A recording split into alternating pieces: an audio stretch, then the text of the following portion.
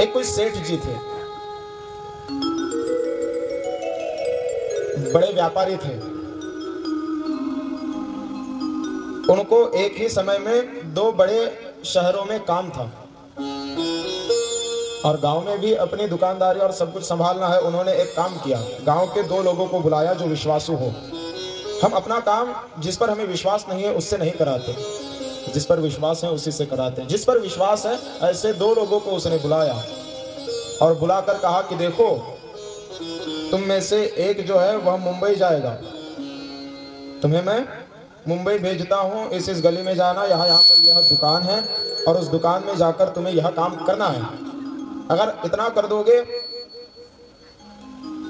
तो मैं तुम्हें पैसे दे दूंगा, जितने हो जाएंगे। तुम्हारे 6 दिन का यह प्रवास है, जाना और आना। दूसरे को कहा कि तुम्हें नागपुर जाना है, उसको भी काम बता दिया। जो नागपुर गया था वह अपना काम ठीक ढंग से करके वापस आ गया। जो मुंबई गया था, मुंबई के मॉल, मुंबई के शॉपिंग सेंटर सब बिल्कुल देख के दंग रह गया। क्या बढ़िया मकाने हैं, क्या बढ़िया दुकानें हैं, क्या बढ़िया बाग, वाह वाह वाह। लेकिन जिस काम के लिए भेजा था उस काम को भूल गया।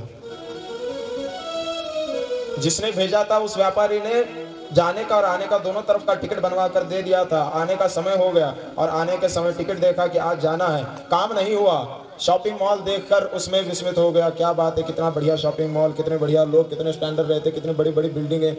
इतना ही देखकर वापस आ गया, काम को भूल गया। दोनों ही लोग, जो नागपुर गया था, जो मुंबई गया, दोनों एक साथ आए, बोले मालिक हम आ गए। जिसने अपना काम कर लिया था वह आया और आने के बाद कहने लगा, देखिए आपने यह काम दिया था, मैंने पूरा कर दिया। मालिक खुश हो गया, अब उसका मोह बदला उसको देने लगा कि जाओ तुम्हारे इतने पैसे हुए, ये लो। वो खुश हो गया, अपने घर चला गया। जो मुंबई गया था उससे पूछा, तुम्हारा काम हुआ जो मैंने दिया था? उसने कहा कि काम तो नहीं हुआ, लेकिन महाराज हाँ, वहां पर बहुत बड़ी बड़ी बिल्डिंगें थी।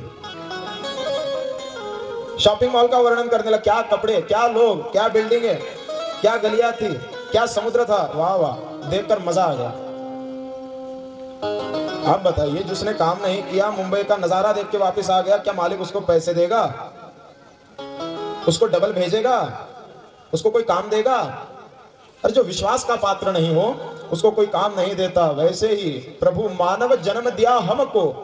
मानव जन्म किस लिए दिया? मनुष्य का जन्म इसलिए दिया क्योंकि धर्म, अर्थ, काम और उसके बाद मोक्ष को हम प्राप्त कर सके, ईश्वर की प्राप्ति कर सके, अपनी भावनाओं को उदात्त बना सके, विकास कर सके अपनी बुद्धि का। साथ रह रहे सभियों को साथ में लेकर हम अपना विकास कर सके, लेकिन कुछ नहीं किया। मानव जन्म दिया हम पर, बुद्धि रही पशुओं के समाना। नहीं ज्ञान कबहु सपने हूं मिले, नहीं तो पावत देहन को अभिमाना। यहाँ आए और यहाँ का ठाट बाट देखकर बस भूल गए। अरे गर्भ में थे तब भगवान को वचन दिया, एक वेळा येथोनी काढी, पुढा पडोने देनी बेड़ी। आपुल्या स्वहिताची तातडी करीन देवा, पर स्वहिताची तातडी तो रह जाती है।